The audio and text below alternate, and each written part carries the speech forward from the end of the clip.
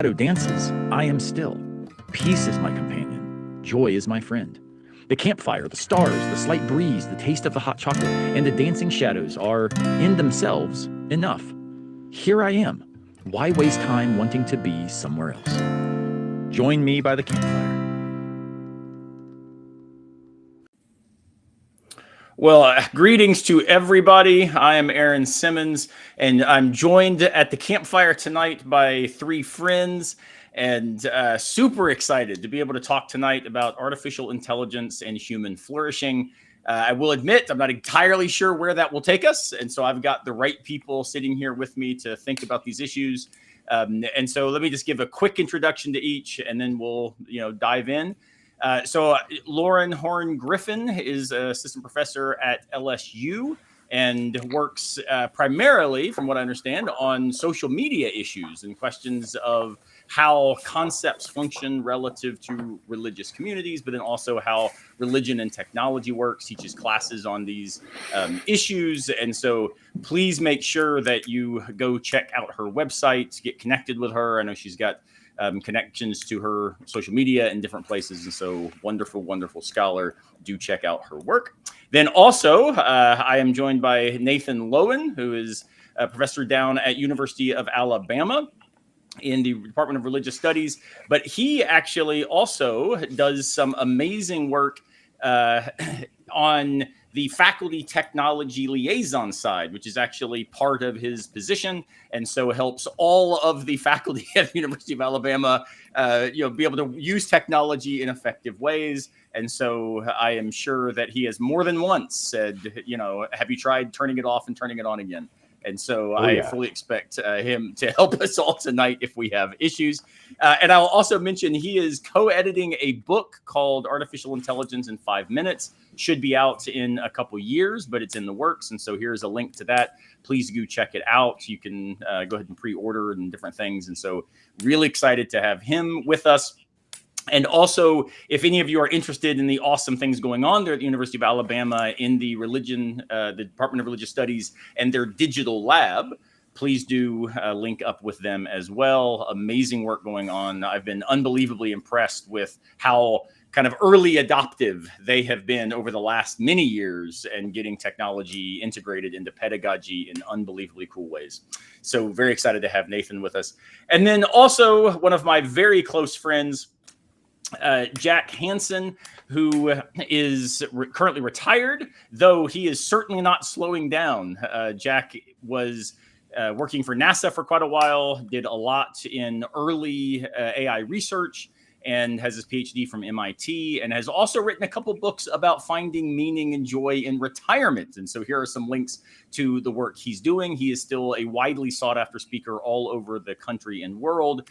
And he and I are actually doing a little speaking tour over the next year, talking about artificial intelligence and the philosophical issues that it raises. And so he and I are going to be traveling around the Southeast on a little speaking tour together. So extremely excited to have all of them with us tonight. Thank you all so much for joining me here by the campfire. Glad to be here. Yeah, thanks for having me. Yes. Well, why don't we just start off by, before we jump in, to all the people watching. Again, we are live streaming, so if you have any questions, any comments, any thoughts, drop those into whatever comment function you have, whether that be on YouTube or LinkedIn or Facebook. All of those will dump into us, and we'll be able to get you involved in the conversation. So please join us here by the campfire. Drop your comments in.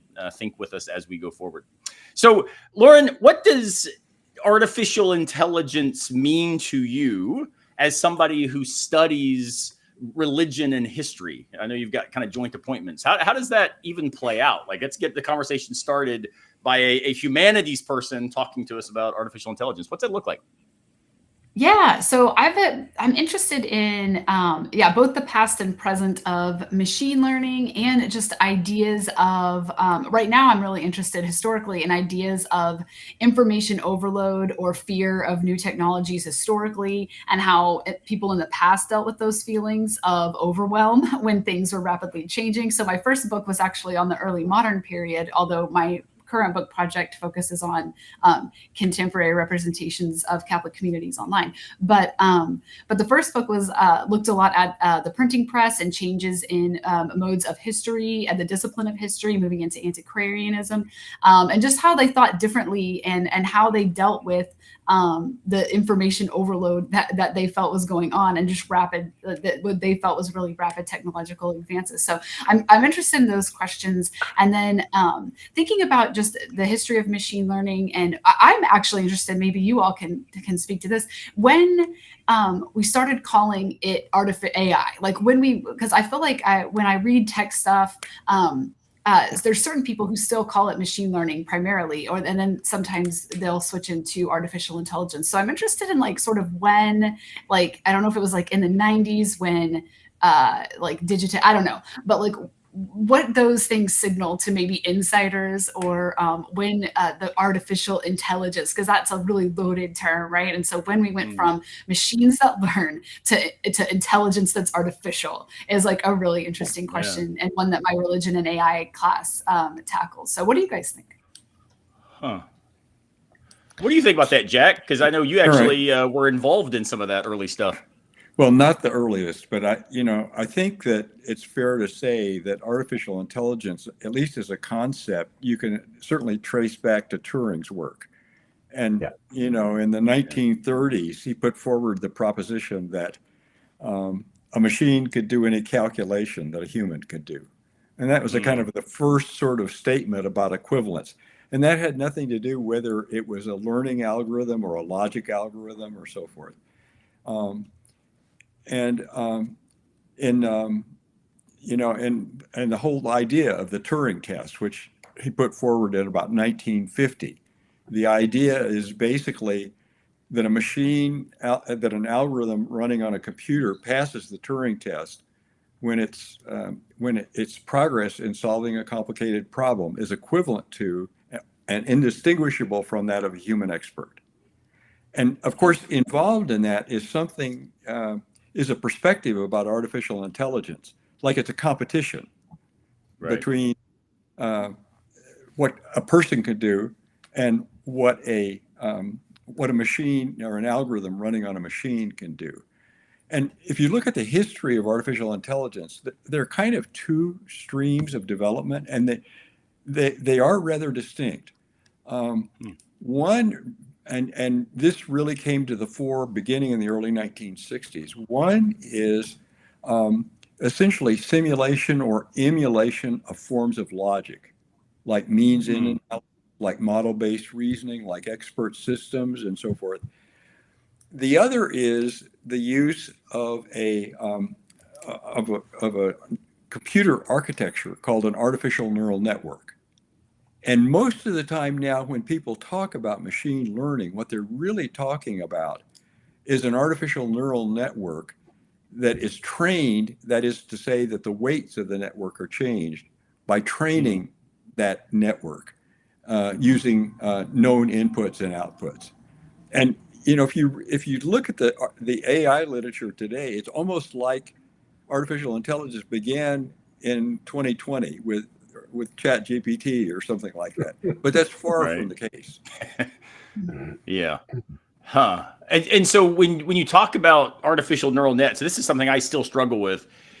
Does that mean that it is modeled on the way that brains work? So the artificial neural net, or does it mean that it is functioning in a way that is networking and it's just an analogy to neurological wording? Like what is the neural net doing as a phrase? So one way to look at it, and this is an overly simplified way, but one way to look at it is that those who put forward the concept of a neural network initially, and this goes back, I think, at least as I recall, to the 1960s or so, was that a brain consists of neural pathways and neurons. Okay. So they conceived that you could have an artificial network where each neuron would be equivalent to a very simple computer. And each interconnect between simple computers could be thought of as a neural pathway. So it's a very crude analog. And so to your point, I mean, it's really not, that's all it is. It's maybe analog is even too strong a word. Yeah. It's a computer architecture. Yeah. I definitely agree with what Jack's saying, that a lot of the words that people are using to try to get a grasp of this, or what we might call suitcase words, they're words that travel all over the place, and they travel well because they don't name things very clearly or concisely. And as a result, we have words like memory for computers. And then everyone's like, oh yeah, that's like my memory. So can an LLM get Parkinson's? Well, because it has memory, doesn't it?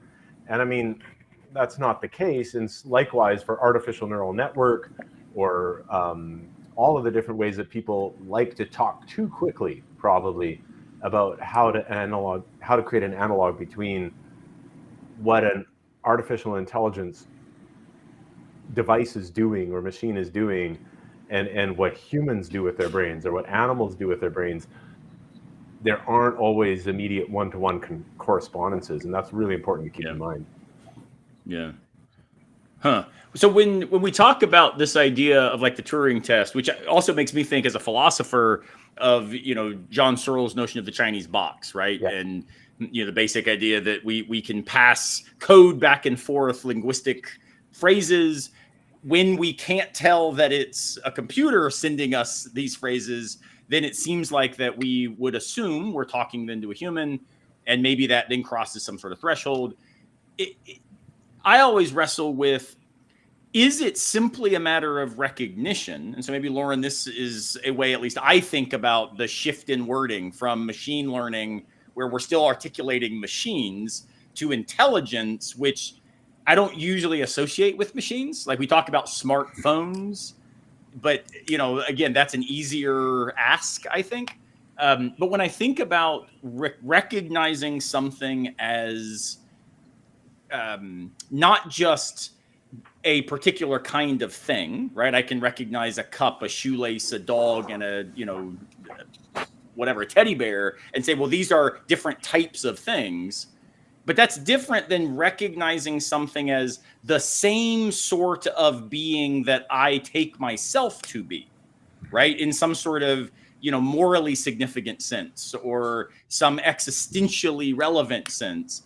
And I take it that that's at stake, for me at least, when I think about something being intelligent. It's that I'm now noticing in it the thing that I take seriously in me, that has all of these trappings of things like moral dignity. Do you all take that to be in play? Or again, is this a suitcase, Nathan, that you see as like, you've overloaded that suitcase, man. It's not going to fit in the overhead compartment.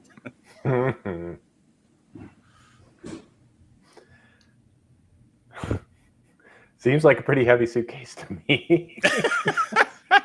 I mean, and that's the great thing. Like our overall talk is about AI and human flourishing.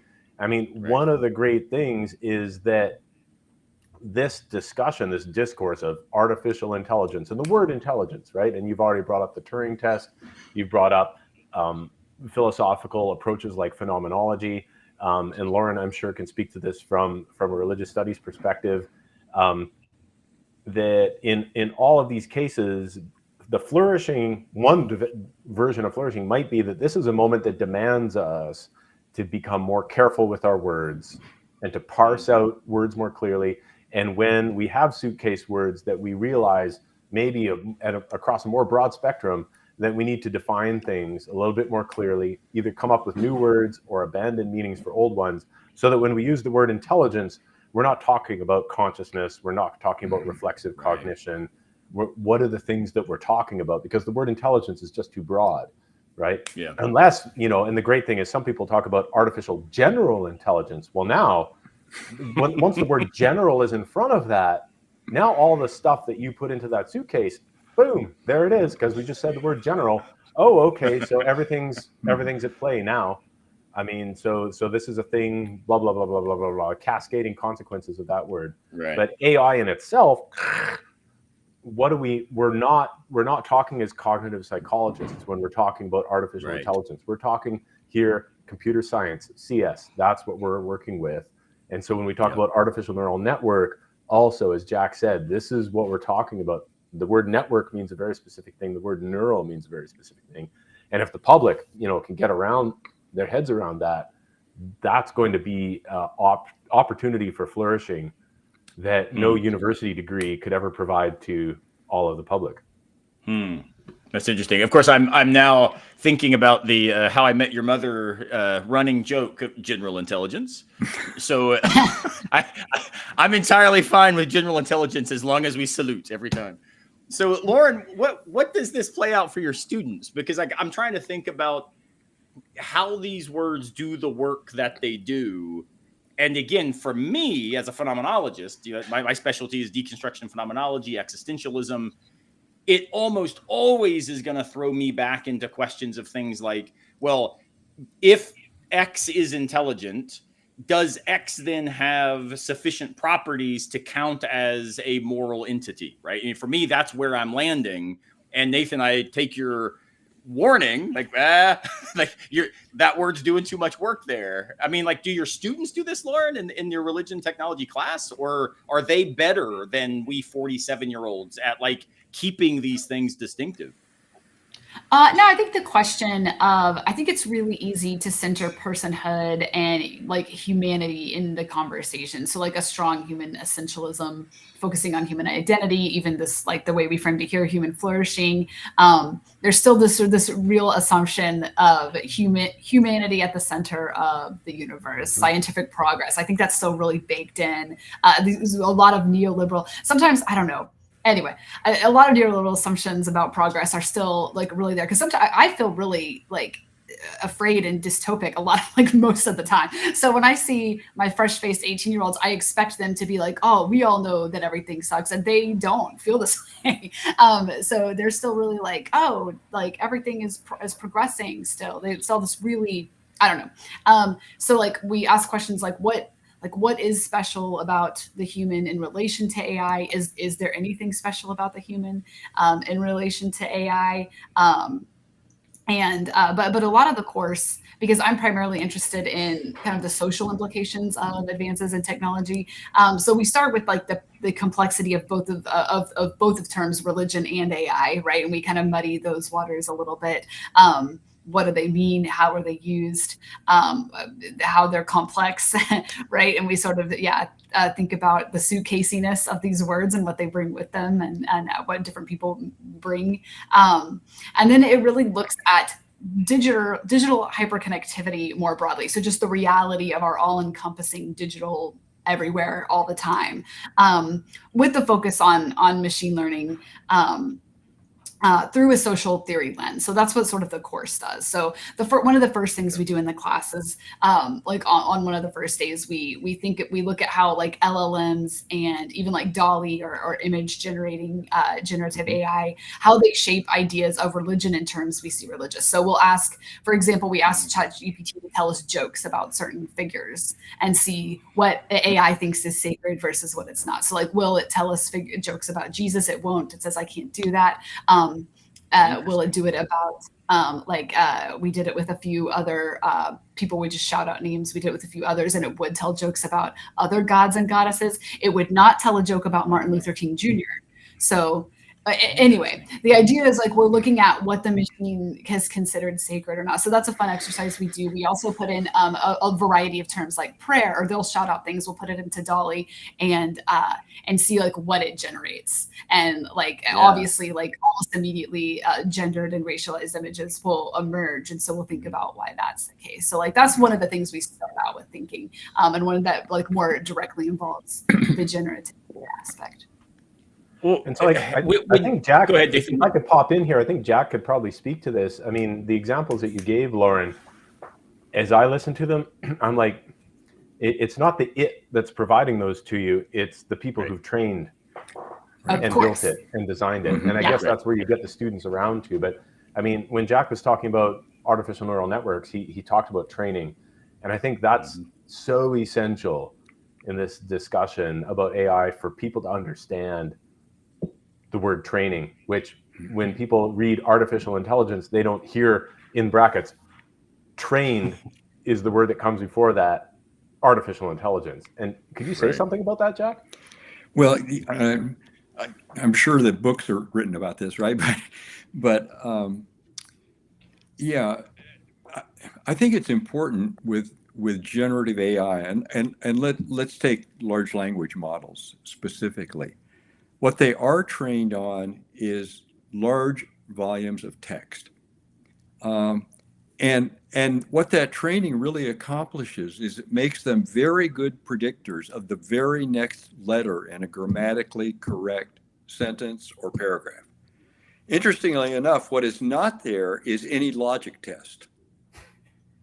So in other words, it's no surprise that in some very high profile demonstrations of generative artificial intelligence over the last couple of months, including one done by Forbes, of I think it was a Perplexity, you know, the from the ground up generative AI search tool and so forth. You get logical nonsense, even though you get grammatic correctness. Yeah. And you know, one of the fundamental limitations, in my opinion, underneath generative AI and under deep learning, which is the use of artificial neural networks to solve specific problems. So you can expect more success there than you can in the generative world. Still, we don't know how, I mean, the community does not know how to build logical correctness into the training. So if you have a combination of logical and illogical literature that you've used to train, I guess it would be no surprise that you would have a combination of logical and illogical paragraphs being generated. Of course, that's not all that different from, you know, the training of our kids, right? I mean, I know Nathan and I, full disclosure. I guess that's a suitcase word again. Sorry.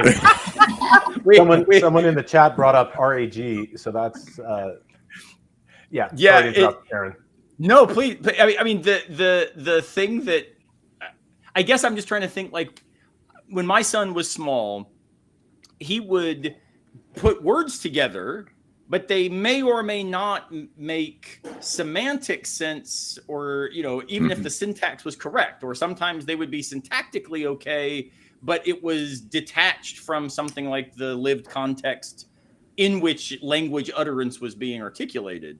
So I guess I'm just wondering if, when we add the qualifier training, as Nathan, I think you're exactly right to say that's got to be part of it, because Lauren, if we're going to think about, you know, what ChatGPT will or will not make jokes about, the question of whether it is deciding this crosses a barrier is not really what's in play. It's reflecting what's been programmed as the barrier it can't cross. But again, like, at what point, and I know we're not cognitive psychologists, but it seems to me that there's still going to be this slipperiness, because at some level, if you raise your kids to be a particular way, then they will see lines that exist in particular ways as well. And so it seems like when we really start to distinguish artificial intelligence from something like human existence or human personhood, I guess for me, though I see that as a hard line, as a phenomenologist, I start really seeing, man, this is fuzzy though, right? Because anywhere we're going to start parsing it, it looks an awful lot like this is the way that we raise humans into something that we would call judgment, right? I mean, so where do y'all see some of these maybe slippages occurring, or how they, you know, where is this analogy failing, I guess? I don't know. And maybe Nathan, explain what RPG is too. Well, it's retrieval augmented generation, and I mean, let's not get into the weeds too much on this, but there are, you know, as Jack will know, there are supervised and unsupervised ways of doing machine learning, and the LLMs that we work with for like Llama or ChatGPT use these in different sorts of ways. And then we also have training that involved until they weren't needed anymore, massive numbers of laborers in the 2/3 world, or in what might we call it, places in continental Africa and continental South Asia, manually going through prompts and making sure that the prompts work the way they are to work. So when, again, the training involves, as Jack said, changing weights on things, or letting the LLM think about its weights and then seeing what those are. And there are different ways of rewarding the models for that. But then we also have this massive amount of labor that has gone on in the background for very low pay. If we're talking about human flourishing, the massive numbers of people who've worked for pittances, while Western corporations have made tons of money and hope to make tons of money on these things. And then at the moment where they're not needed anymore, they're all let go, right? And so what kind of human flourishing, if I'm a tech worker in Ghana who's been doing all of this training work and now has no opportunity for further employment, what kind of flourishing did I experience? Did I invest all the money that I earned in stocks in Google? I don't know. I don't know those people. But these are, when we're talking about flourishing, there are different kinds of layers of the onion to talk about. How does model rewarding work? Basically, there's so much to talk about. I'll say an example of a place to go to learn this. There is something called and I'm going to pronounce it wrong, the TWIML podcast, TWIML podcast, which is incredibly good at taking the complexities of AI and putting them into everyday language. And I'll give the link to Aaron and put it in the context. But I don't think we can get into the weeds for all of this stuff too fast. But these are great questions that are really technical that are coming up. But Sam Charrington has this great podcast that'll help to elaborate on the technical aspects of, like, what is retrieval augmented generation? How do you reward an AI? My son and I were listening today to a podcast about training AIs to navigate built environments with no prompts, which is like so cool, just in a coolness level thing, right? And I can't even begin to talk about it, but it was just so fascinating, and it involves everything that we're talking about, because that's the next step, to try to figure out how can we do this training, how can we do this work with these models in ways that don't necessarily involve massive amounts of low-paid labor. But then again, hopefully, if we loop around, how in the world will that help everybody in the 2/3 world? What kind of human flourishing do we want? Do we want increased GDP per capita for America, which means if massive amounts of rich people earn lots of more money, but most of us don't get paid anything, the GDP per capita goes up because the weight is skewed? Or do we want a good Gini coefficient, which takes the top fifth and lower fifth between the GDP of a population and says how close are those to each other? And so if we want that as flourishing, if we want the general wealth of humans and our living circumstances to increase as the result of AI, what metrics are we using to measure that?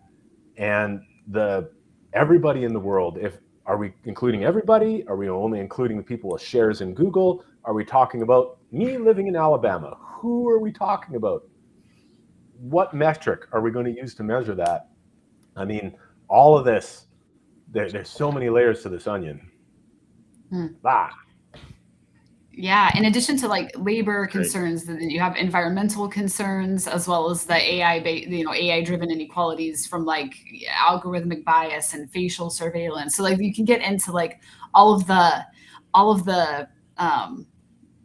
inequality, through capitalism. But I think one thing my students in the religion AI class walk away from thinking or realizing, I think, is that power has become really concentrated in a small group of homogenous people, and that money has done its usual job of corrupting.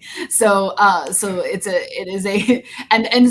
much of our government institutions have sort of failed us with all of this digital engagement. We have no algorithmic transparency, no privacy protections, things like antitrust laws that haven't caught up. As a parent, I can say there's like way too little focus on issues of like addiction and mental impact with the amount of digital stuff.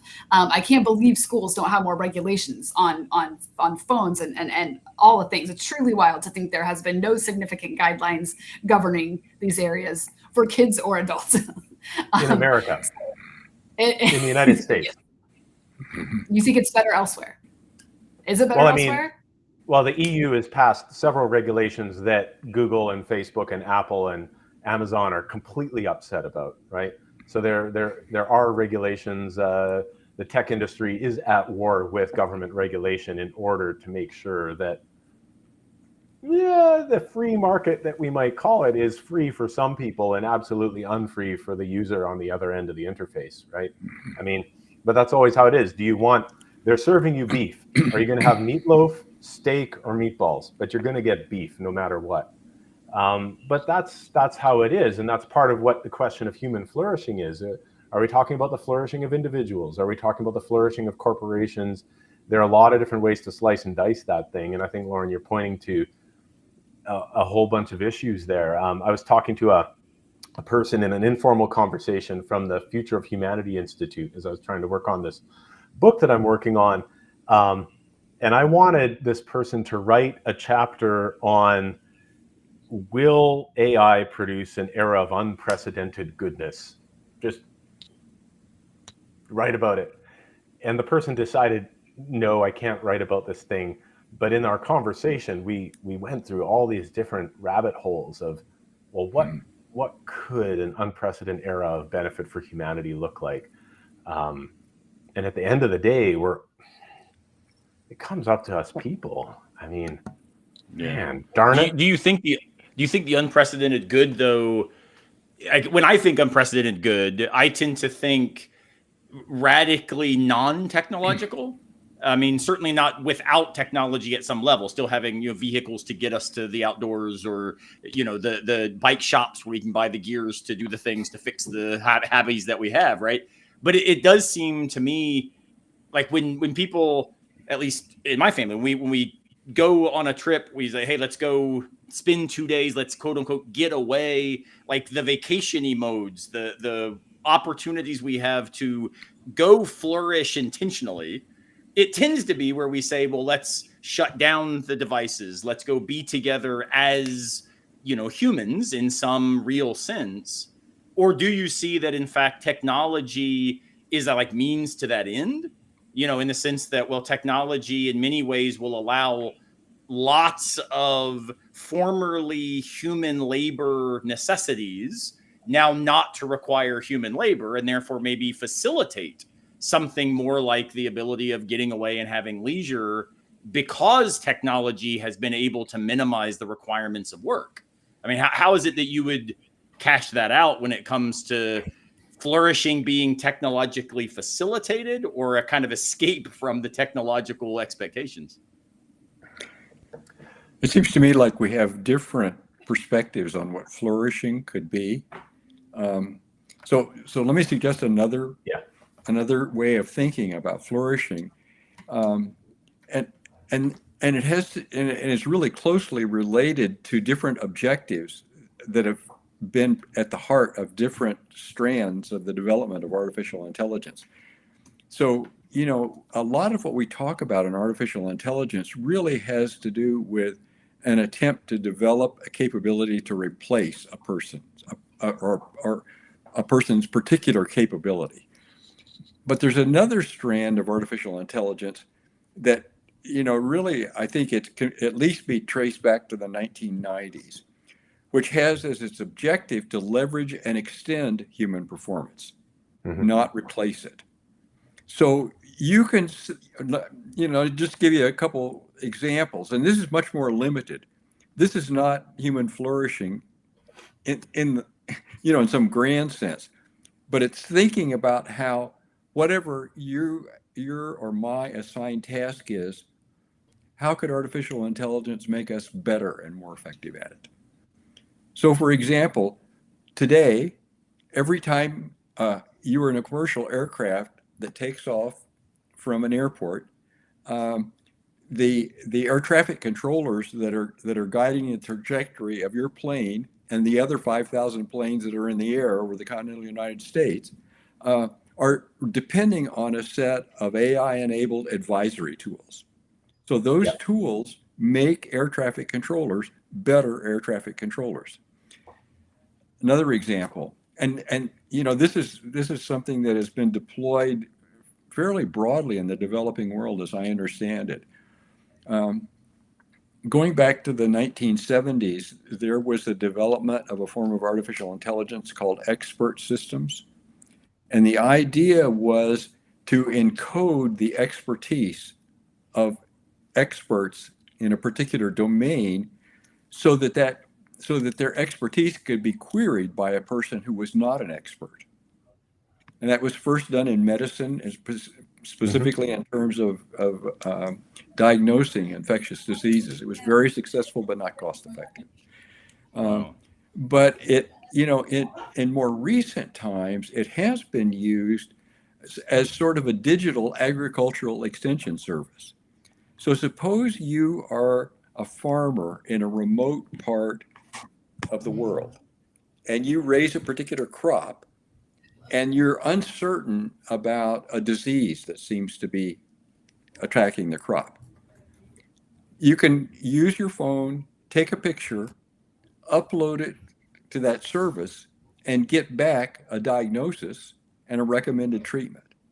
So it's making that farmer who has otherwise no access to what, in the United States has been the Agricultural Extension Service, help that person make a better help that person be a better farmer. And there are hundreds of examples like that, but that's just a little bit different take on what human flourishing might be. Yeah, that's helpful. And how it might be enabled by specific forms of artificial intelligence. Yeah, I really appreciate. Oh, go ahead, Nathan. Yeah. You. Okay, all right. Oh, well, I mean, you've got the conch. No, I just was going to say that I think that the question usually does come down to efficiency, right? Like the idea of like can AI make us more efficient? And while I certainly want my air traffic controllers and the people who grow the crops to have those tools, I do wonder if efficiency is always best, or if the machine, if automating everything will actually end up resulting in flourishing for whom, right? So just because we become faster or more efficient at doing a task doesn't mean that the people doing those tasks are going to reap those rewards. We're more productive than ever and wages just haven't gone up. So who will benefit, who will flourish from general efficiency, if we think about it large scale? And isn't there, I don't know, I read somewhere the other day about I don't want AI to write my movies and novels. I want it to do my dishes or whatever, kind of thinking about during the writer's crisis. And so the idea is I don't want it to do my art. I want it to do my work, right? And I totally get that 100%. But doing the dishes or doing menial tasks with our hands and touching the stuff that we, I don't know. I wonder, do we have to sort of do those is it kind of like the shower principle? Are those moments of when our mind is at rest and we're doing a rote, very tactile task? Is it important for us to keep doing those things? What happens when we do, if we were to stop? I don't know. I wonder about things like that when I think of efficiency and automation. I think that's a very along the line perspective. Yeah. Go ahead, Nate. Go ahead, Jack. Good name. We're all too too polite. I think that whether you're a physician or a farmer or an air traffic controller, there are a broad set of domains in which accuracy is important. So if you're there's been a lot of work done on the use of AI methodologies, and some of the recent work really quite successful. For example, in the breast cancer domain, and much more accurately predicting the likelihood of an individual developing breast cancer over a certain period of time in the future than has existed previously. And, again, if we talk about maybe effectiveness of the physician or whoever the person is that we depend on, that looks to me like a win. But I see what you're saying too, that you can imagine circumstances where it's a net loss. Yeah, if I could jump in here, I saw somebody mention in the chat that trade might be replaced. And as somebody who is an electrician, I mean, although I work at a university now, I'm a little bit defensive about that. I was doing a sideline job for a friend. I have no idea how AI could have helped me wire that art gallery. I have no clue. What it can do, and there actually is a friend of mine or an acquaintance of mine in Birmingham who's now moved away, who has started a company that applies AI to creating quotes for electrical quotes for wiring for industrial and residential work. And that's cool, right? So building a house, I built this little house that's behind me. So I've got the architectural plans that could be done by AI. How do I maximize the amount of square footage according to the residential regulations I've got? Come up with a blueprint for me. Great. Now I frame it out. Now it's time for the rough in. I have to do the electrical. I have to do the plumbing. Got to figure out I had to figure out this staircase behind me. How am I going to do that to apply to code? The AI can kind of help me, maybe probably with figuring out those angles. I still got my hands. And then when I'm drilling, right, I had to do, you can't even see it behind me.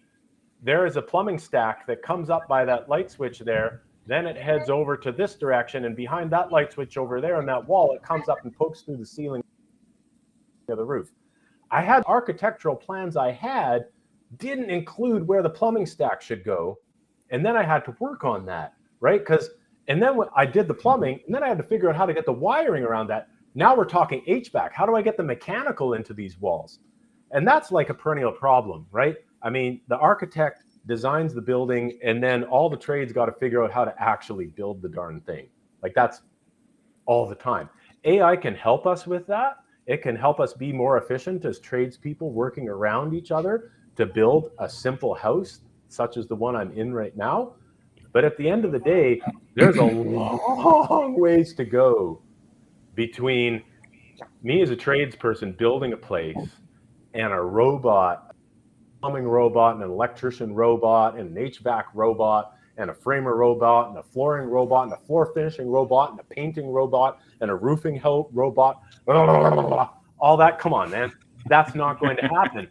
What could happen is that, which is what is happening in the United States, is we got no tradespeople. We're bringing on apprentices who are 40 years old. What in the world? Because no 18-year-old thinks that a good trade, a good job that they can make $80K a year is actually pulling wire. Turns out it's a great job that can make you $80K a year. Nobody's taking those jobs because they think, I got to do computers. You'll learn computers. You'll learn wiring. You'll learn how circuits work. And along the way, you're going to learn how computers function. And you'll learn AI. Replace. There's no roofer that's going to get replaced by AI. Do you think that this could even maybe be a positive relative to some of those capitalistic forces that we might have all sorts of critical responses to, right? Who's benefiting? How is this playing out? Who's, able to program? Whose voices are being reflected? All of that, money and power equal influence on the front end.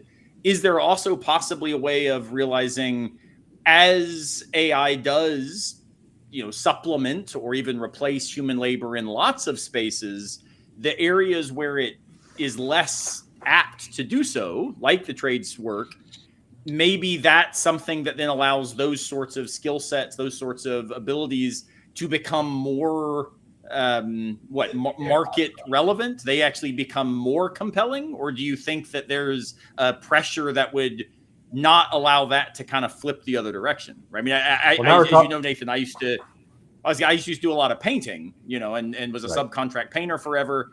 And the idea that AI might make my paint sprayer more effective, or do some sort helping of you clean it paint at the end of the matching day better. Right. I mean, like, I would be fine if there was a robot that I could hand the sprayer to and it would just, wash it all out. That sounds great to me, right?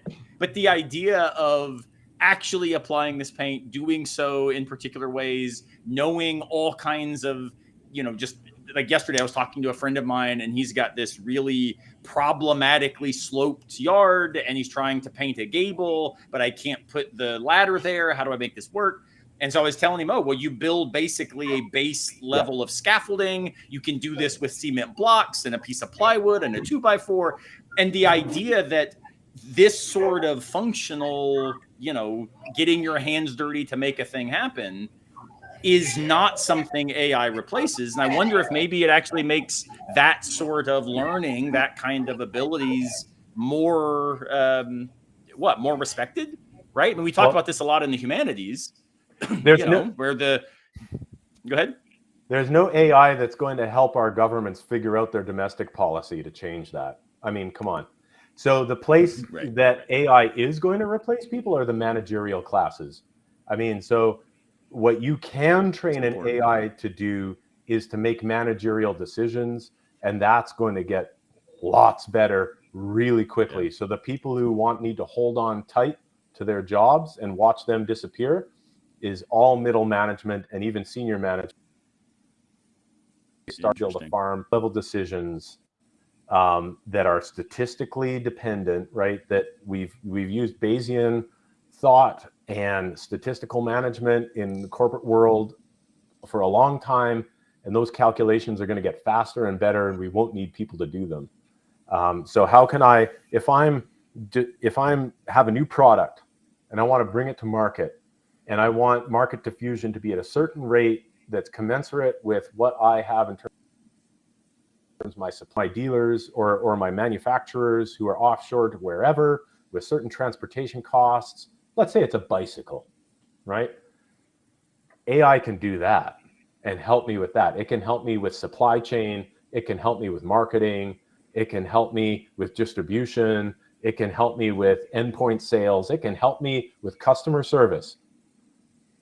It can even, and as we know, it can build wheels. It can kind of do welding, but we're going to get there. Like the Mercedes factory right here in Tuscaloosa, incredible welding currently with their robots. So we might get there with that, but there are certain things that it's going to take so much longer, probably a decade, before we see complex physical activities being done by AIs. I don't know, but I might be wrong. Well, I will say, I think it was Steve in the comments said we just need to get self-leveling ladders, and that sounds like a brilliant idea to me. So I am entirely in favor of that. Well, let's take a quick break, hear from the sponsor of Campfire Philosophy, and then we'll come back and continue the conversation. As always, if you're watching live, please drop a comment. We'll do our best to try to involve you in the conversation, and it certainly helps us be able to speak to the things that you think are relevant. So we'll see you in a second. I hope you are enjoying Campfire Philosophy. I would like to take a moment to thank Planksip for sponsoring the show.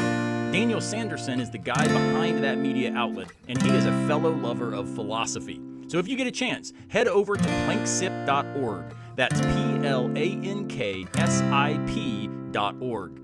If you sign up for their ideal plan and use the offer code AARON, that's AARON, you will get 50% off for the first 6 months.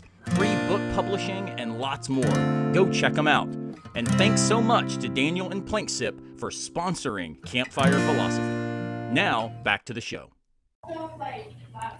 So again, a big thanks to Dan, Planksip. Make sure you go over there. They are doing amazing stuff getting philosophy out to public audiences. Big fan of their work. I subscribe to their newsletter. Drops in my inbox almost daily. And so highly recommend go see planksip.org and use the code Aaron and get some money off.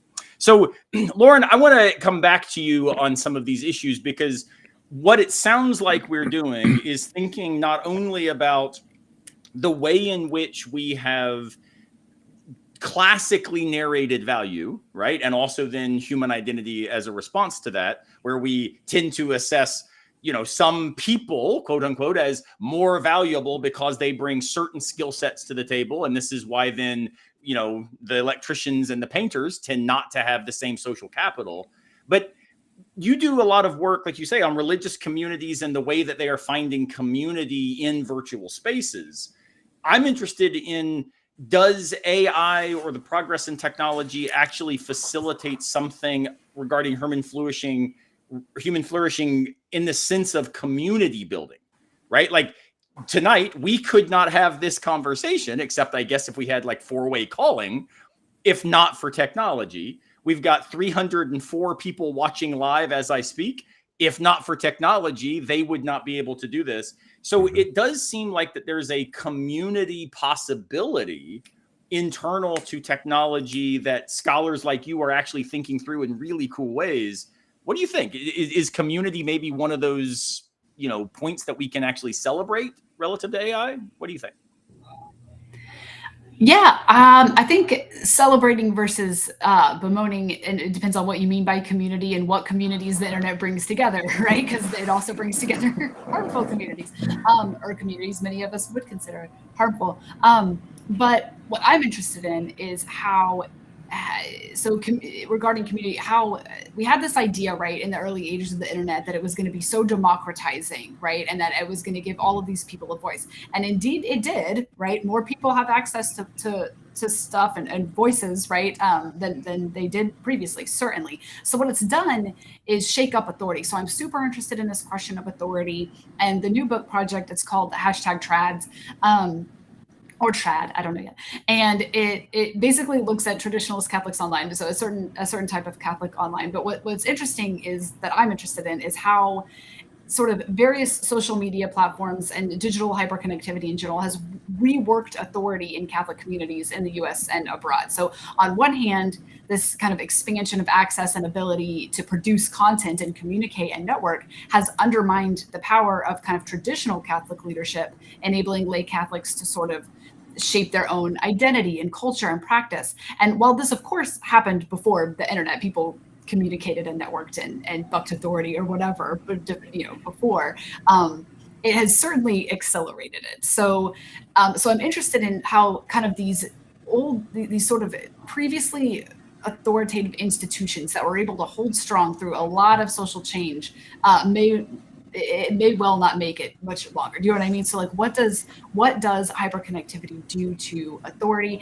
And a lot of the book looks at algorithmic culture in particularly. So how algorithms and the feeding of content and getting in sort of like our that side of TikTok, as we would say on TikTok, getting in sort of these bubbles and the way content builds on another, the pipeline, and the way so both the reality of it and the way we think and talk about the pipeline or algorithmic culture and how we see it determining us. So this idea of technological determinism. Well, if I'm meant to come back to mass, the algorithm will bring me back, like language like that.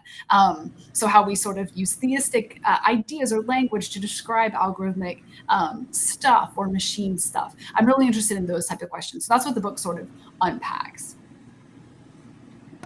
That's awesome. That's fascinating. Yeah. Wow. Yeah, and before when we were talking about AI and jobs and labor and stuff, I was thinking about how so I take y'all's point about how like I'm not envisioning like Rosie from the Jetsons anytime soon or whatever, but the idea that one thing I do think is, especially even when I'm talking about my book project or just this conversation, there's this fear that anything I say now or anything we project now is going to look silly in 2 months, 6 months, right? We're going to look back and say, it becomes obsolete so fast, right? Because things change at such a rapid pace. And I don't know, when I was a little kid, when I remember the day I learned what the internet was, like I remember the day someone told me, and I was a little kid, and I remember this clip. I don't know if I saw it live, like watching TV, or if I just remember it. It's Bill Gates talking to David Letterman on the show, and David Letterman's show, and he's talking about he's trying to explain the internet, and David Letterman's being like, oh, and he's like, well, you can like stream a baseball game. And he's like, oh, you heard of radio?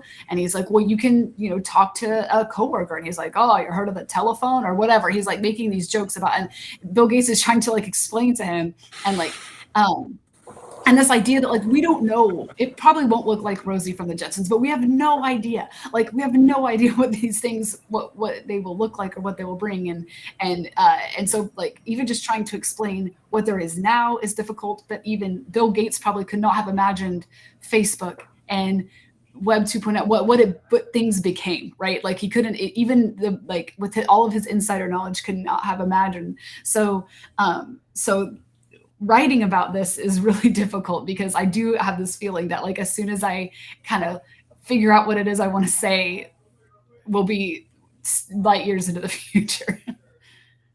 Yeah. Jack, that's great, Lauren. I like what Go ahead, Nathan.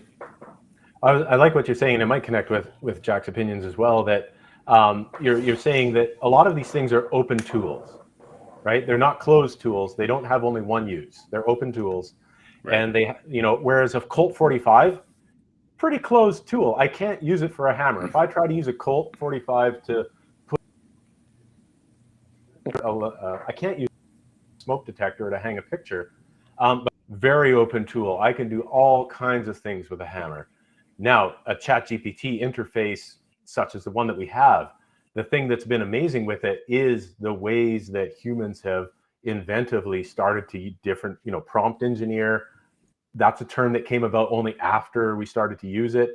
I mean, there's an openness to this technology that David Letterman was like, you know, poking at and trying to help probably Bill Gates to actually be able to articulate in that conversation. And David Letterman probably was ahead of Bill Gates. He knew probably.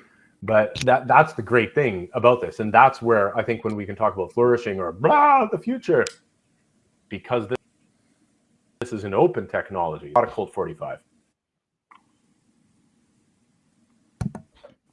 That makes sense. Jack, I wanted to get you to maybe comment on what were some of those conversations like in the 70s and early 80s among the folks that ostensibly had to have some vision to create what we're now inheriting.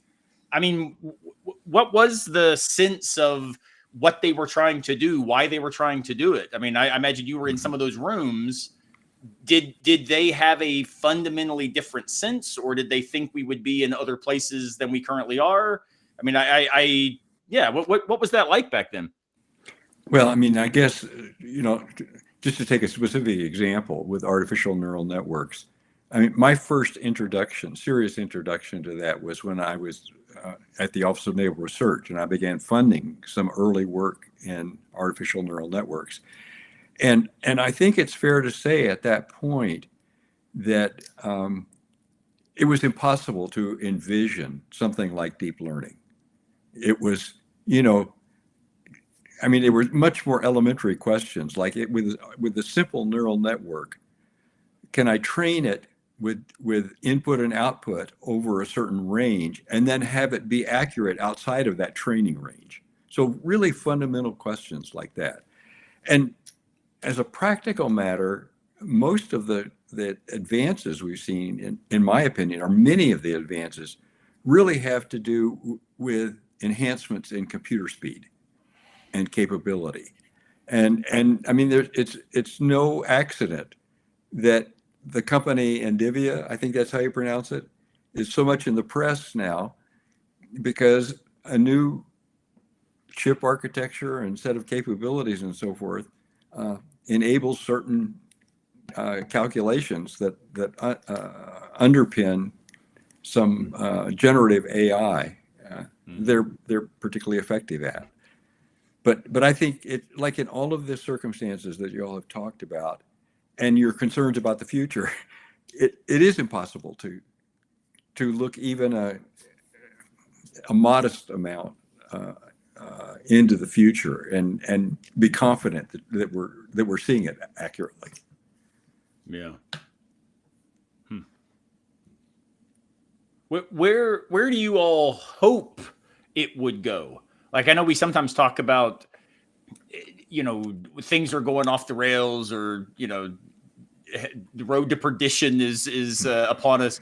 What would your in particular vision of AI facilitating something like human flourishing? And again, I should make clear, not in a speciesist sense, right? Not in some sort of, to the exclusion of polar bears and other things, but how is it that we could see a future where our hopes override some of our, I think, very legitimate fears and trepidations? What would that even involve? Well, if I could just take one thing, it seems to me clear as it relates to generative AI is some discipline about how it's used. So, for example, the whole world of deepfakes is potentially very damaging to political discourse and so forth. But we have no really compelling policy or relating to limiting those nefarious uses. Yeah, and I mean that comes down to also it's a non-AI question, Aaron, that can be answered.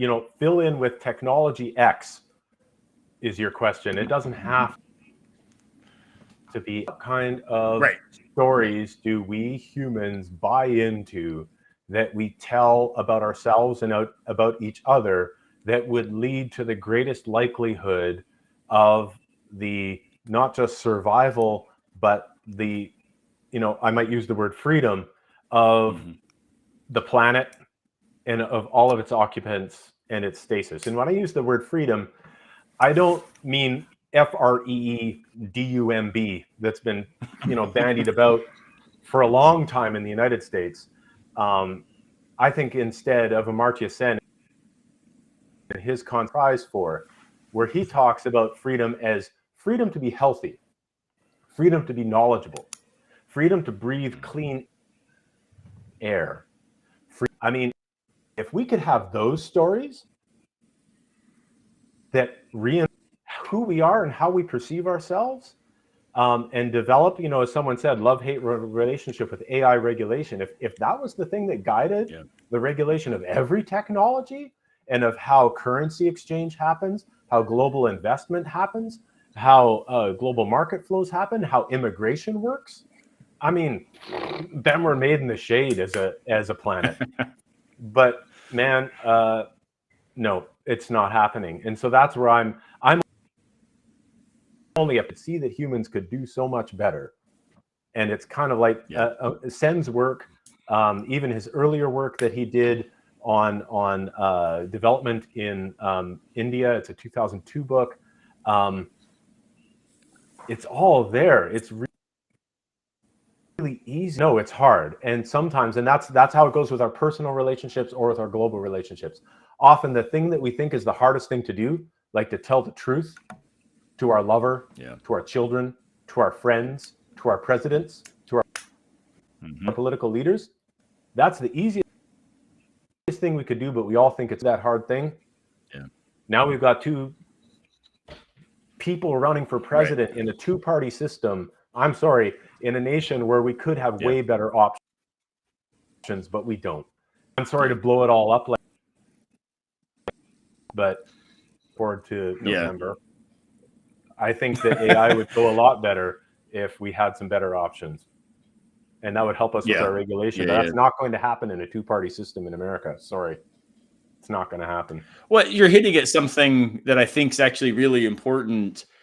And it goes back all the way to one of the places where we started, where we talked about the idea that somebody's programming or training the AI to then have the buffers where they are and the frame of references where they are. The context is not something that just is blind or naive. It's actually constructed. And we could say that, well, the pessimism, which I also struggle with overcoming most days, Nathan, is because it seems to me that the context, the power structures, the ideological frameworks are not actually, maybe this speaks to the love-hate with AI regulation, they're not actually as democratized as we tell ourselves they are, right? Where if it were the case that we actually expected of each other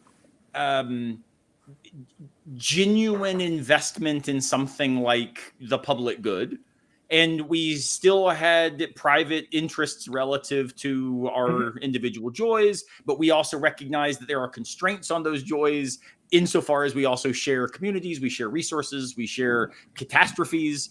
Well, then we share the road.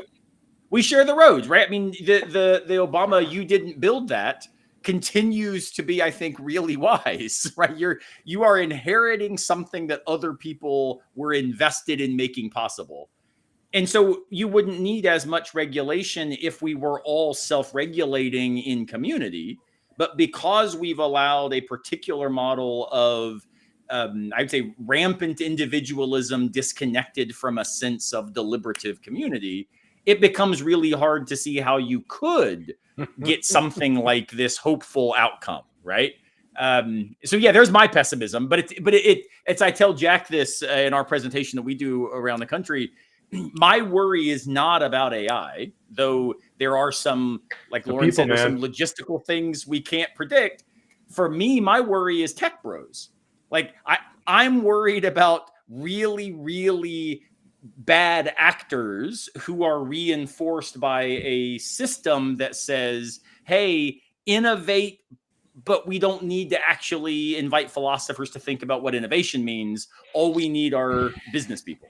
And my point is, well, we need both probably. Like the humanities being under assault in America is actually, I think, part of what makes me pessimistic about this amazing promise that otherwise could be made possible in computer science departments. Like that collaborative effort is something I admit drives me to pessimism, even though my own training leans me toward this vision of what could be possible. Can I jump in? I'm biting my lip so hard. I mean, number one, we need to read Hannah Arendt's Banality of Evil. I don't think it's the tech bros. Second, where to go? That when let's see, that TweeML podcast that I talked about, Sam Charrington, who interviews people. The great thing that Sam does is he asks each person in his interview, why did you get into AI? And each one of them has a vibrant personal spin. Means to be a human being. For example, I was a first-generation immigrant to the United States, and I spoke 3 languages, and that got me interested in how grammar works, and now I'm working on LLMs. Or maybe it's that, blah, blah, blah, blah. Lauren's story about Bill Gates being interviewed by whatever his name is, late night person. Yeah. And that who's been the main AI innovators always comes from with these great questions. And so the wonderful thing is that I don't know if they're tech bros. And Lee did visual recognition. She's where visual recognition comes from. They're not all bros. I'm sorry, I gotta say that, Aaron. There's amazing people from diverse backgrounds creating the things that we use, and they're magically good people. The rest of us, I think that's probably right. My thought is more, and maybe I'm loading the bro, right, to say those who are in this with different visions of things like human flourishing, as opposed to how is it that we can, game the system relative to short returns. And that's where I get nervous, right? Is the bro culture that shows up in all sorts of different communities almost never makes it better. It tends to make it exclusive and uninviting and narrow and short-sighted. And I think that though we are all plagued by those temptations, I think that's part of the human condition. It is the case that part of why I think so many folks would say, I don't want to pull cable, I don't want to paint windows, but I want to go into computers, is because I think, again, we've narrated some of that space not as this innovating for human flourishing, innovating for a future that could look different. But it's, here's how you make really quick returns on GameStop stock, right? Sure. And for me, that is a concern. But your response is well taken. We've got to be careful not to, in any sense, make a kind of like humanity's enclave that if only they brought us to the table, then we'd tell them how to do it. I'm always reminded of the Princess Bride, no good, I've known too many Spaniards. For me, it's like, no good, I've known too many humanities PhDs. Like, you do not want us trying to fix the world. We're probably really bad at it, right? So. Oh, man. I was reading Kara Swisher's new book, where she writes a little bit. It's kind of like a I forget even the title, Burn Book, where she writes a little bit about, it's like her kind of memoir, but also kind of her thoughts on the tech industry and where we're going. And I think that she would echo kind of maybe both of your sentiments. Like, she has a chapter called The Mensches where she talks about the really great people in tech and people she's excited about and trusts. And then, but it's like sprinkled throughout this book that's like mostly, I guess maybe she ends on what you might call a real reluctant optimism, a lot of pessimism though. And she's like, there's a lot of people out there, both who are like terrifyingly normal and in a on a rent sense of like, but also like there's some, mustachioed evil villains. So like there's like a variety of types of people that she is both worried about, but also is excited about in the industry, kind of the spectrum. So I definitely think there's like something to fear from within the tech industry, because the power really is concentrated in the hands of so few, as far as the things we've talked about, right? But I think, but there are some, really amazing, smart folks there as well. That gives at least her as an insight, as like a journalist who's been on the inside, some level of hope. Yeah. Let's hope. Yeah, I'm working to get that link up as we speak. So. Yeah, and another great book that I used to teach my students was Sophia Noble's book, Algorithms of Oppression. And the fun thing was that I was teaching a class called Artificial Intelligence and Religion in spring of 2020. And so we were looking at how algorithms are constructed, consideration, cultural norms, how they do, or if those norms are being not accounted for. And it was amazing that our experiment was to game different Google and different social media algorithms. That was our final project for the class. And then 2020 happened with the shutdown, which was great because it augmented our ability to actually test the algorithms, because then we weren't all working from the same IP address. And then they could really see how what some people call digital redlining works. If you are a person in a majority Black IP address area of town, that affects your algorithmic results, as opposed to if you're in an IP address of a wealthy neighborhood. In terms of weighting, right? How is the algorithm weighted, right? And of course, search algorithms, search is the basis for LLMs. Like, a lot of the innovations that happened were innovations trying to change how search works. And of course, 2012 is the big year when LLMs exploded in the research community at the University of Toronto. And then it went forward from there. But nevertheless, it was really interesting to see that go. So definitely Burn Book and Algorithms of Oppression are great. Students and lay people figure out a little bit of what's going on inside the black box. It's not a, pardon the essentialism there that Searle had of the Chinese box. It's a black box, right? Yeah. What other resources have you all found helpful?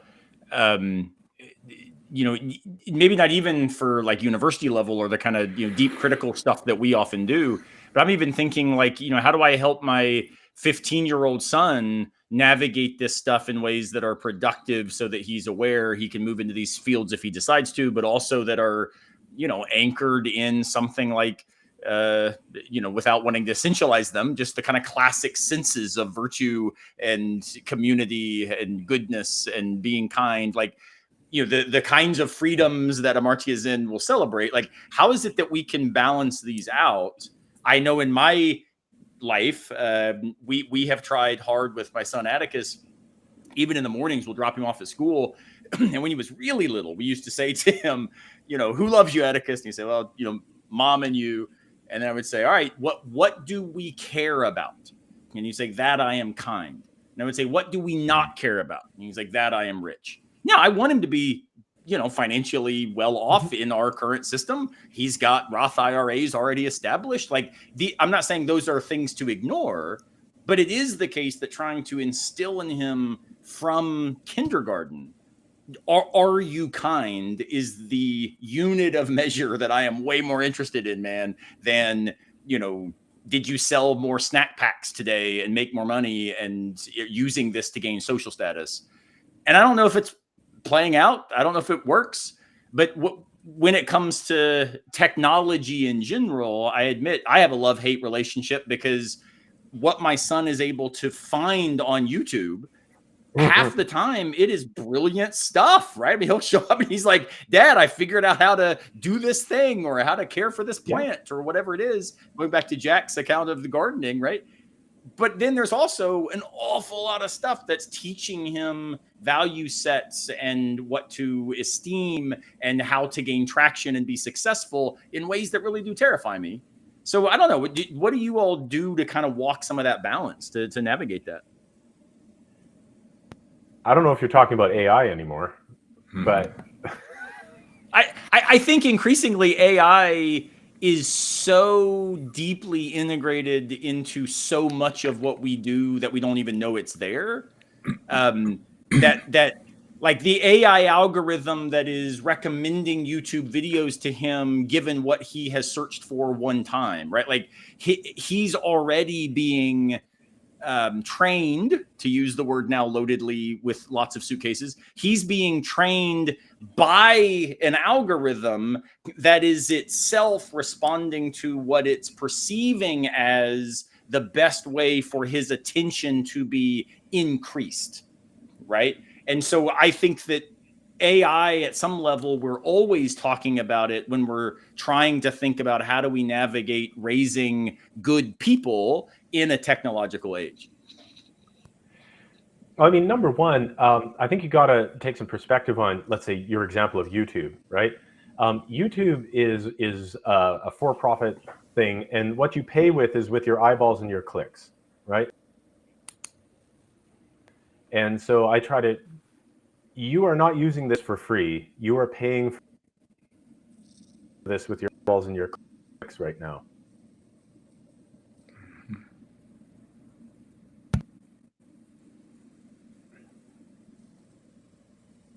Yeah, I don't know. I think I'm back.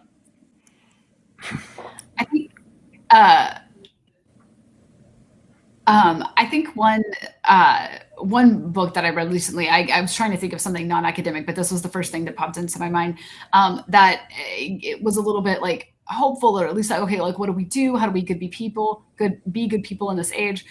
There's a book called Governable Spaces. I was going to drop the link, but you'll find it.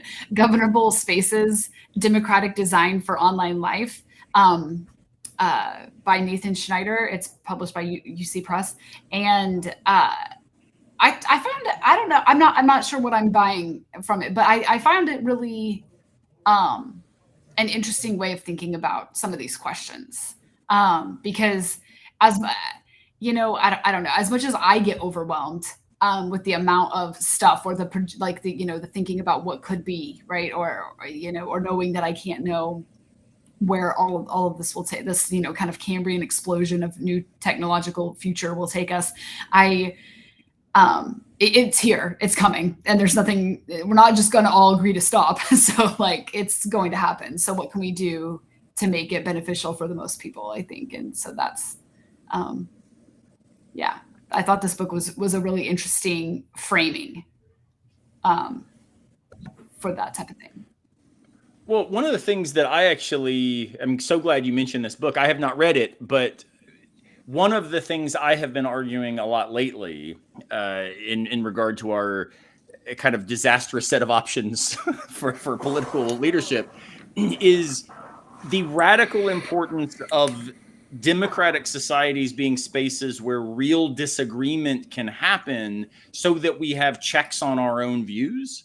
And one of the things that scares me most about the way AI often is used, obviously not exclusively, is to create narrowing and tighter and more insular and more bounded communities, right? Where it is entirely possible just to speak to other people who agree with you because the filters allow that to be possible, that push you even further down rabbit holes, that radicalize us, whatever our views, we get more extreme in those views. Rob Talese has written a lot about this relative to group polarization. And he argues that, technology is a masterful resource if you want to polarize groups. And so how is it that in making democracy a thing that flourishes in light of the rise of not only technology, but specifically AI, that is actively, quote unquote, thinking, how can I produce these outcomes that are then programmed by particular power interests? Maybe one of the things that we can do to both appropriate AI productively and also push back against some of its excesses is find ways, and this is revealing my own set of priorities, but find ways to get outside together, to play softball or take walks or sit around campfires, because then it forces the conversation to be where we have to navigate other ideas and other bodies and other perspectives, which is something I think that AI is making very easy for us not to have to do. What do you think, Lauren? Like, is that even plausible? Like this idea that though technology makes communities good, you said it also can make problematic communities. And one of the ways that I think that plays out is narrowing the sense of to whom I owe responses, right?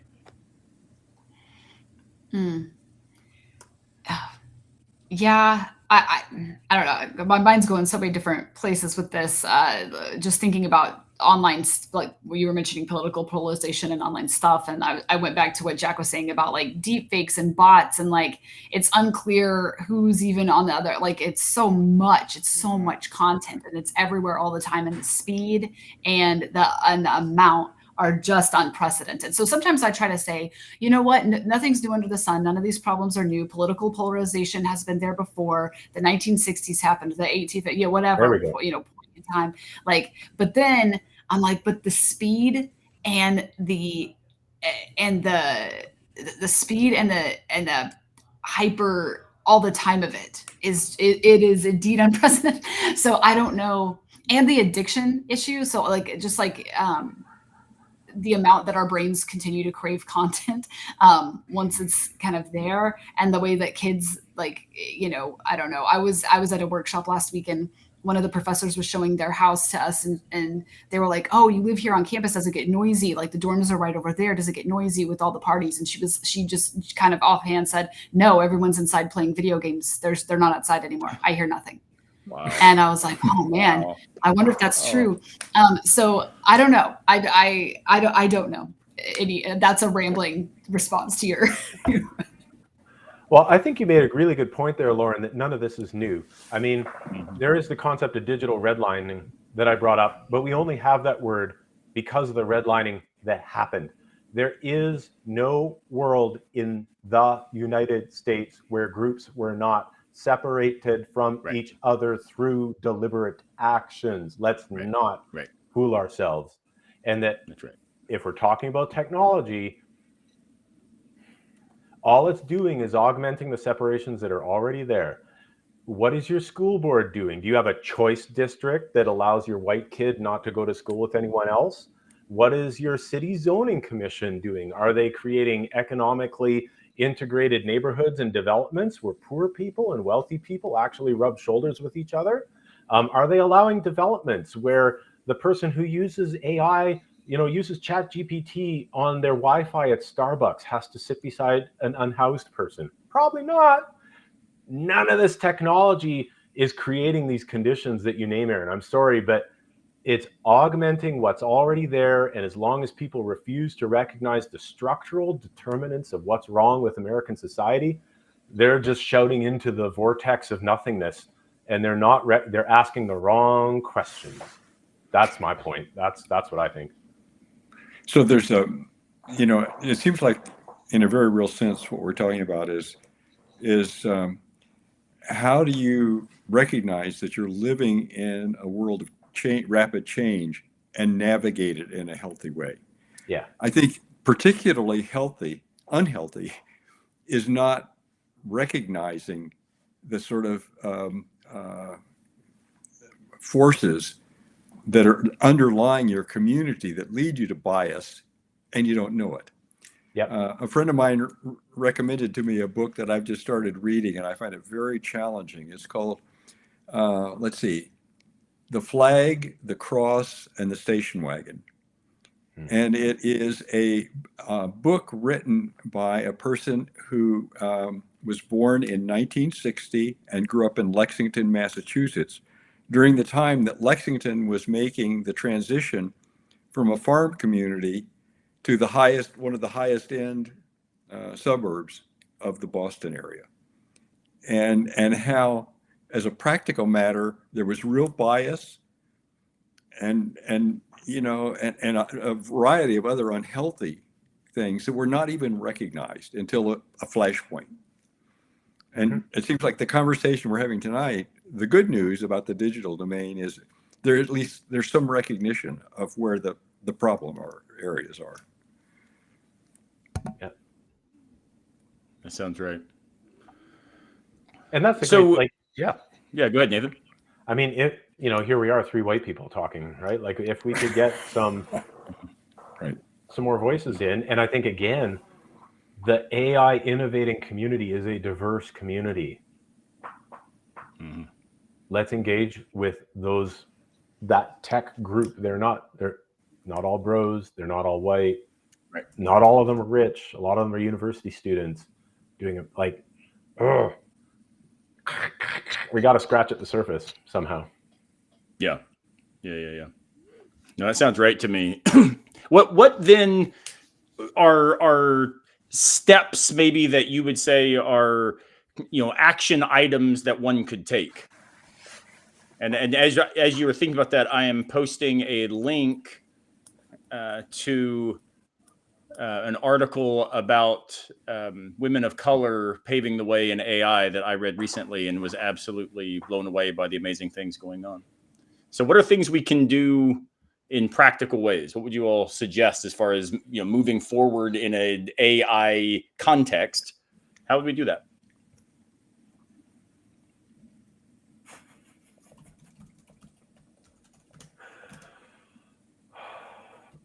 One of your great ideas, Aaron, is to just get out there and meet people, right? That's a good one.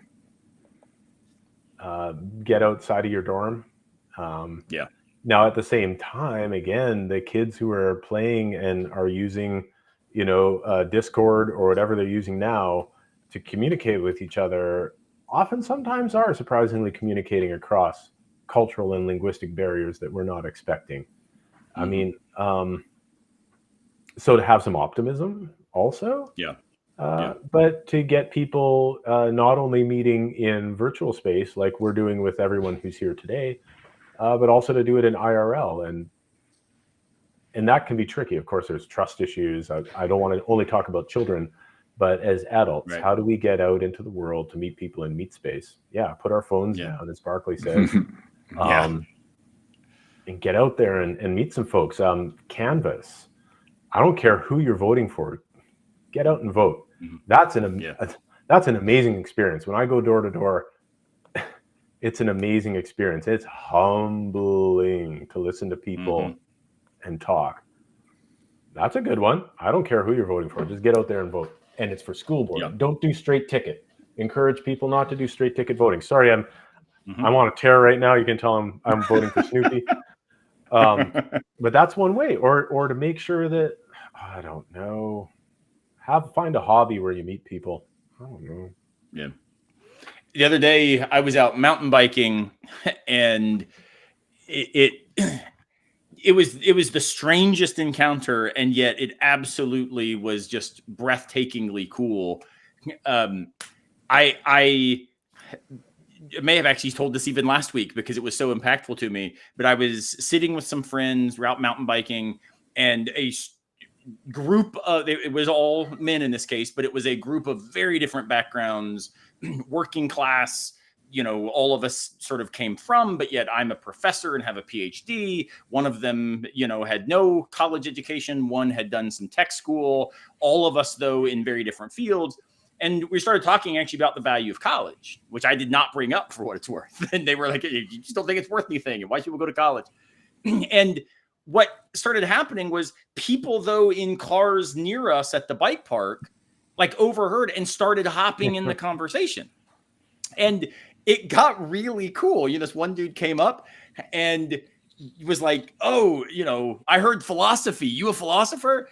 And I was like, well, yeah, I'm a professor of philosophy. And he comes over and starts telling me this view that he holds and, how he actually came up with this view while strung out on meth and how he'd gotten his life straightened out, which led to then conversations with one of the guys who I was with about getting sober recently. And like, it was this conversation about something abstract, what's the value of college, became a very human space for being able to invest in each other. I have no idea what the political views of these people are, but the fact that we all were connecting in ways that I would say really matter. They were phenomenologically affective, right? And it was facilitated by the fact that we were at a bike park doing something that we thought was worth doing. In my book, Camping with Kierkegaard, I call this worthy of our finitude. What's worthy of the life we have? And how do we find ways to then be excited about other people who also are doing what they think is worthy of their finitude, even if it doesn't look like what you do, right? There might be different ways forward. And so, yeah, Nathan, I constantly think, how can I put myself in spaces that force me to interact with people who I wouldn't otherwise have to talk to? Mm-hmm. And sometimes that's uncomfortable, but it's also sometimes the thing that makes possible meeting that dude who I would never have met because he was from Knoxville and was over riding bikes for an afternoon. And yet we had a human interaction, and it was fantastic. It was absolutely wonderful. Jack, what's this look like in retirement? Oh, go ahead, Lauren, please. Okay. Oh, no, just as a way for me to sign off. I think that to kind of combine the kind of, because I'm looking at the comments, the sort of what you're saying, Aaron, and like to put your phone down and face-to-face connection, but also thinking about how there's another comment that says perhaps we could revive and encourage local news run by communities. So I think that's what Nathan Schneider's book was getting at, which was we can have these communities where people you would normally interact with, diverse groups of people, if you take more ownership in governing those spaces to make them more democratic and less feudal. Like that's like kind of the core of his argument. So maybe taking some of the sentiment that we're getting at with the out in the world and be like, imagine online being out in the world. Because in my own research, one of the things I was seeing with the trad communities online was that while more people have more voices, or different people have powerful voices within the church communities, it didn't democratize Catholic communities, right? The algorithmic culture and the sort of platformatization further concentrated cultural power just in different spaces. And what Nathan Schneider's book was saying is that like that wouldn't happen. They wouldn't get feudalized like that if more people would take ownership in the spaces and get out there and start interacting and that kind of stuff. So maybe that's one way to sort of combine the IRL and the sentiment to get out there. That's nice. Wonderful. Great. Yeah. And Jack, I wanted to ask you then, and then we're going to move to a kind of fun way to close out our evening together. But you have written, you said it had nothing to do with our topic tonight, but maybe it does in this respect. You've written some amazing books about finding joy, purpose, meaning in retirement. And I would love to know kind of like how, especially in the kinds of spaces where you find yourself, the communities that you are navigating, are there distinctive, different, the same? Like, I mean, what is it that maybe, we've talked about raising kids, we've talked about schools, local communities. affinity groups, but what about also in, things like the retirement community in which you find yourself? How do we facilitate this kind of flourishing there? Well, so I mean that's a complicated question, but I do think that one kind of underlying reality is that as we age, we realize more and more that we have that our domain of influence is quite narrow, and it may and as a practical matter, maybe it's always been narrow, but we become more aware of that, I think, as we continue to mature.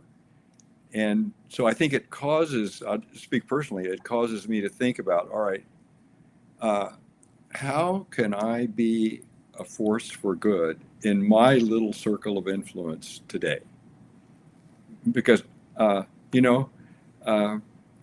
once interacted with people who were like in Google leadership and so forth, but that's not where I am anymore. And as a practical matter, it's probably those local impacts and not the things that we see as potentially broader that are important. I'll just say one more thing about, a sense of self-worth in life beyond full-time work. We found in interviews we did of pre-retirees and retirees around the country that it's important when you stop working full-time to purposely engage in something else that you find meaningful beyond work. And that looks very different for different people. That's wonderful. Well, before we close out, this has been a wide-ranging conversation, which I expected nothing less, given that we are none of us technically computer scientists. For what it's worth, we might do another episode where we do that. But since I'm a philosopher thinking about questions that hit on other disciplinary areas from a kind of humanistic set of assumptions and backgrounds, I think is especially interesting. And so thank you all for doing that with me. But now we're going to close out with 5 questions that I ask all of my guests around the campfire. So the first, would you rather be at the beach or the mountains? Lauren, beach or mountains? Beach. All right, Nathan? Oh, man, I'm going to the beach place next week, but I like mountains. Maybe can I go to the mountains or the meat? The mountains, the beach. I mean, I'll do a Jack, Zen koan. I'll do a Zen koan. Mountains are beaches. Beaches are mountains. Right? There we go. There you go. I think that's entirely perfect. Jack, what about you? Beach or mountains? Mountains. All right. When you are at the campfire, hot chocolate, hot tea, or coffee? We'll go reverse order. Jack, hot chocolate, hot tea, or coffee? Oh, hot chocolate every time. Oh, so you and me are right there together. What about that, Nathan? Tea at 5 a.m., coffee at 6 a.m., hot cocoa at 10 p.m. Very Hegelian. All of the above. That's right. Lauren, hot chocolate, hot tea, or coffee?